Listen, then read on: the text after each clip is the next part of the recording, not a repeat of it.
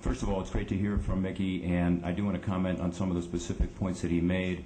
It's also good to see Carla and Charlene and Bill. I relied on each of them when I was in the trade job, and Clayton as well, and always loved getting their counsel and advice. I also got some counsel and advice from some other people in this room. You know who you are.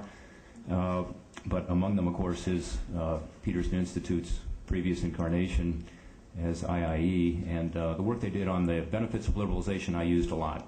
And I may even use a little bit of it today. I hope I'm not repeating what some other folks have said, but I think Mickey makes some great points.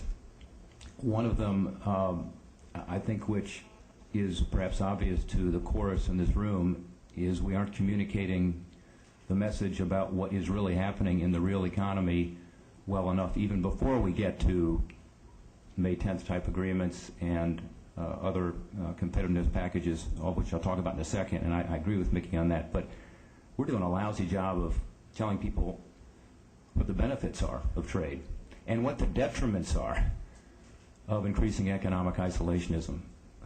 Because I agree with Mickey that it's not just on Capitol Hill. Having just returned from overseas, it's increasingly in the other developed countries and in the developing countries. And so I think each of us in this room, and some are, I don't want to speak for everyone in this room, some are critical of perhaps the more free market approach, maybe some aren't, but the fact is that we are not getting the information out to people as we should. So at the risk of, again, repeating what might have been said earlier, let me just make a couple quick points that Congress needs to hear. And I don't think they are hearing it. And having been in that position, as Sherm says, I can tell you I didn't always hear it. First is that our economy is soft, and it's a deep concern. Without trade, we'd be in a lot worse shape. When you look at it, the most recent data we have for 2006 shows that 42% of the growth was due to exports. So as our GDP has been reduced, it would have been reduced far further had we not had an increase in exports, due in part to the lower dollar, of course, due in part to more trade openings. Look at the last quarter. Just a couple weeks ago, we got the disappointing numbers for the fourth quarter, 0.6% growth. Does everyone in this room know that 2/3 of that growth was due to exports, and without exports, we would have had virtual zero growth? I don't think folks on Capitol Hill know that or are talking about it. I don't think their constituents know that. There are big benefits to us being engaged in the global market, obviously on the consumer side, and again, the Peterson Institute, through its good work and research, has pointed out a lot of that. But also in terms of exports, and these jobs, as you know, export-related jobs pay 13 to 18% higher wages, better benefits. These are things that get lost sometimes in the debate, and we need to do a much better job of explaining this. I look at last year and what happened in the housing market, and I'm back in Ohio now, where even in Ohio we're getting pinched on the housing market. It had about a 1% impact on our GDP. Exports had about a 1% positive impact on our GDP. So in effect, the housing market, all of the press it's gotten, how many above-the-fold stories have you seen on the housing market with a 1% impact on GDP? Now, Mickey said earlier, and I said I agreed with Mickey, I disagree with one thing he said everything that's down should be up.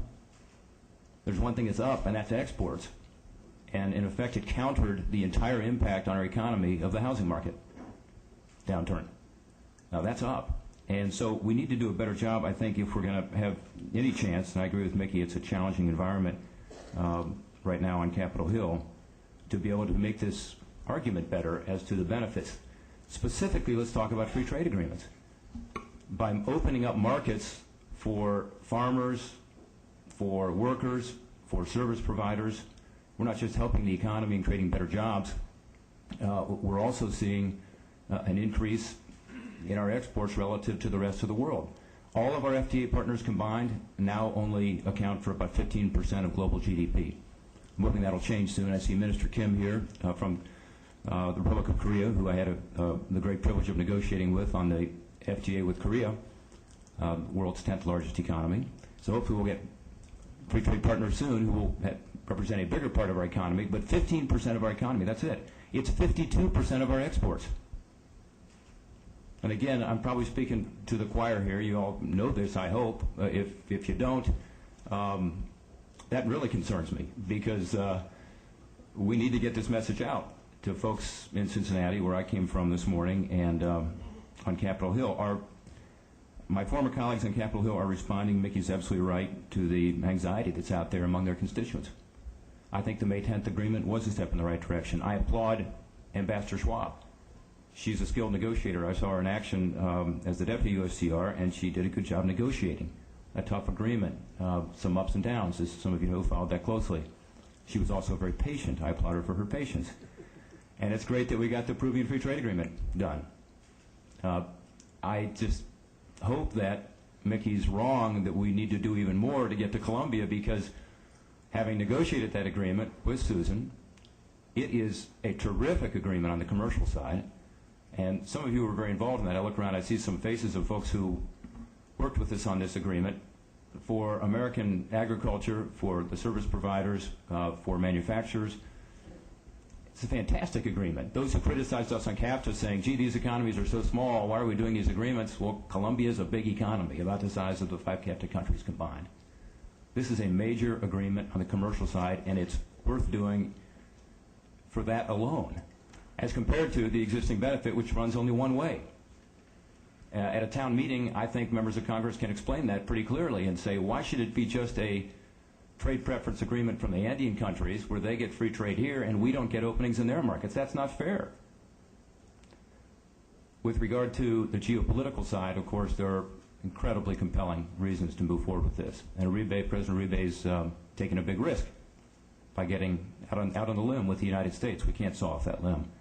I won't get into the details on that. We can talk about that when there are questions. Some of you know these issues even better than I in terms of the geopolitical and really national security issues there. But I would hope that in terms of congressional relations right now, which is what Sherm asked me to talk about, that at a minimum this year we can figure out a way to get Colombia done. Having talked to a lot of my former colleagues, including some Democrats who haven't taken a public position yet, they're very sympathetic to these arguments.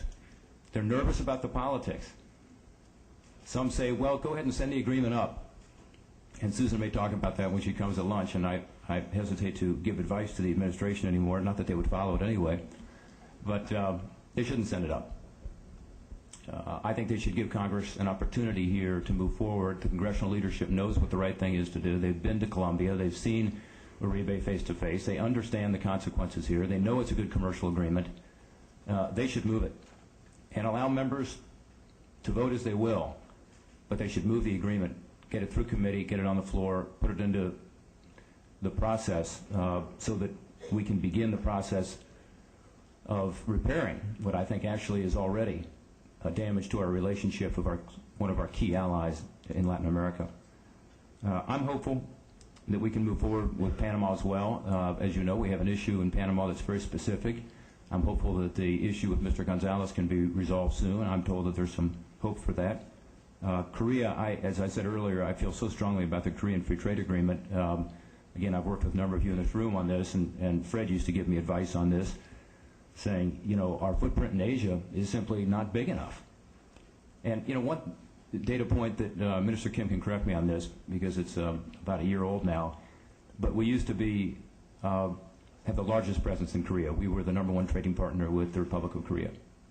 And about a year or so ago, maybe 2 years ago, that began to shift slightly, and another country took our place as the #1 export market, #1 importer to Korea.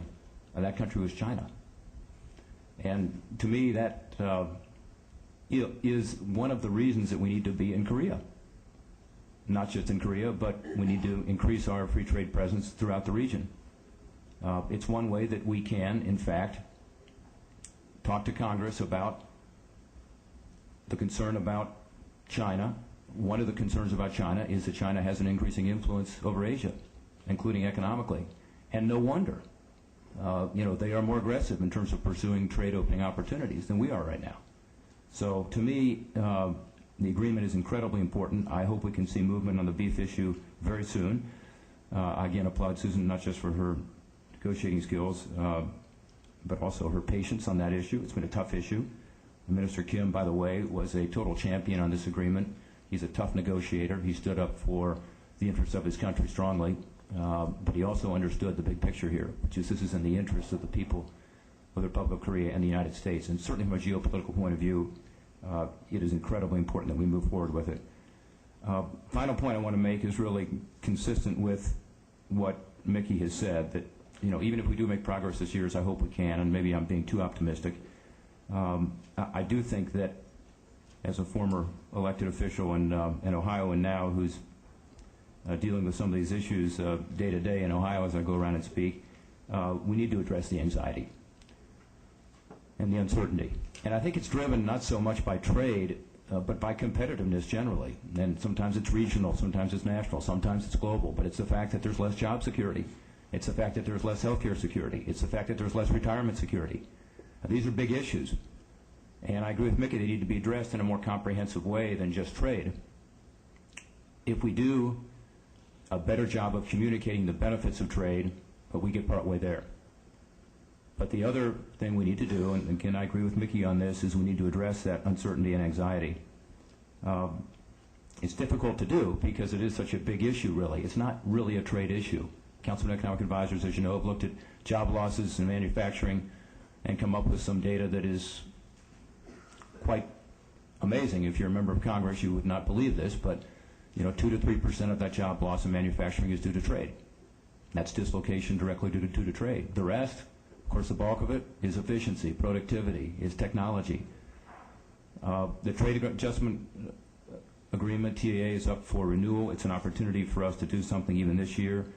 My own view, which is hopefully what Bill Brock will enlighten us on, because I'm just sort of going to touch on this and not try to steal any of his thunder, and I'm not capable of doing it because it's a very complicated issue.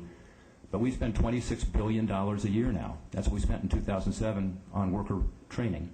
$26 billion. About $1 billion is TAA. I think the program is inefficient. I think it does not work well to address the real needs of our workers. I think it needs to go beyond trade. If you're a 50-year-old worker in Ohio who's lost his job in a steel plant, you don't really care if it's because of trade or if it's because of technology, as I talked about earlier. You want to be retrained. You've got a high school diploma. You don't have the skills to be able to get into the new economy. So I think our trade adjustment assistance needs to be far broader than just trade. I think it needs to relate to the real anxiety that's out there. I think this will give us an opportunity on the trade front. Admittedly, it may not be the silver bullet. As Mickey said, there's so many other issues. I mentioned healthcare and energy. Those costs are part of the anxiety. But that's something that I think we need to do and do this year, at least take the first steps toward improving TAA, expanding TAA, making sure it works to address some of the needs of the workers who right now are feeling that uncertainty and anxiety, and translating that into a public opinion that, according to the LA Times Bloomberg poll about a month ago, 44% of Americans now say trade hurts the economy, 27% say trade helps the economy. With that, Sherm, thank you for letting me jump in after Mickey, and I look forward to questions.